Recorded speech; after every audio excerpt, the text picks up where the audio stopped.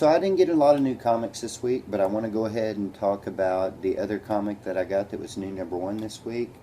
Coming out from Boom, I got Joyride #1.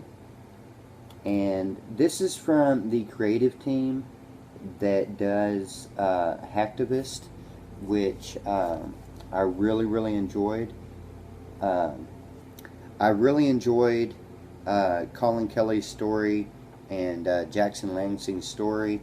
I really like Toe's art. Uh, Marcus Toe does all the covers on Hacktivist, and I really like these covers on Hacktivist. He also did this cover, which is awesome. There was a major difference, though, between this book and Hacktivist, which was that the colorist was different from Hacktivist. Ian Herring did the coloring on Hacktivist, and I really liked his coloring.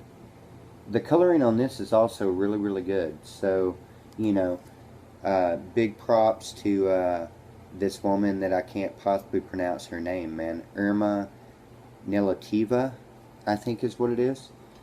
But, you know, her coloring was great in this book. So anyway, man, basic gist of Joyride is that you've got our main character Uma, and then Dewid, I think is what this guy's name is, and then this police officer who is apparently from some kind of like rich family or something, which was kind of interesting. Um, so basically, there is this huge authoritarian establishment in the future, and everything basically is contraband. So Uma and Dewid decide that they're just going to grab a spaceship and run off to the, and see the universe and everything, because apparently we built a metal shield around the Earth because we're trying to protect ourselves from aliens, and there's giant guns on the moon. I really like this wraparound cover. It is freaking crazy sweet, right? But there's this alien threat. Well, she has basically made some kind of a deal with some aliens that she's communicated with in order to get off Earth.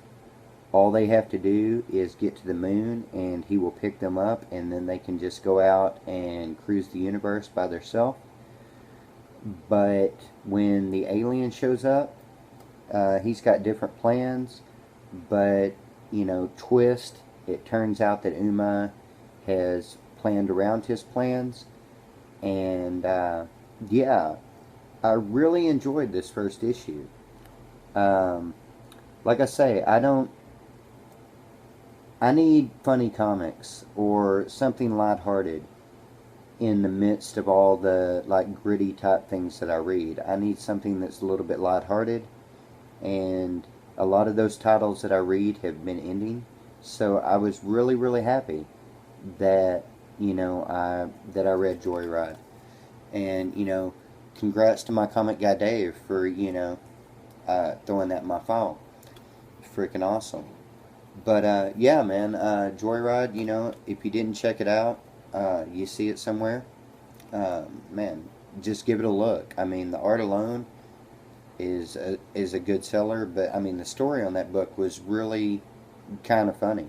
And after reading Hacktivist, I understand that they can write serious stories if they wanted to. So, them writing this kind of, lighthearted, funny story was a good twist.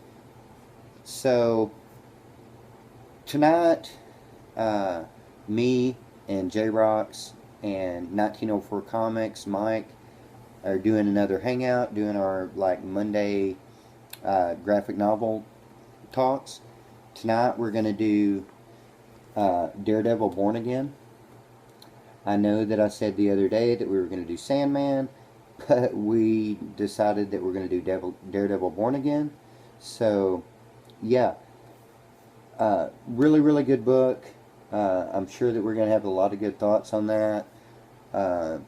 Maybe we're going to talk about something else. Maybe it be Punisher and him getting his own series and such, and or maybe, you know, Comic Cons and such like that. So, you know, no telling on that, where things are going to go and everything, man. But you know, check us out and you know, see what everybody's got to say.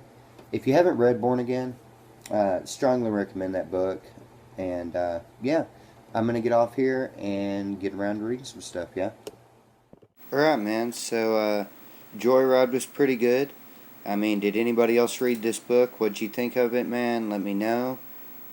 Try to tune in tonight when me and Jay and Mike get together, talk about Born Again, and I'll talk at y'all later.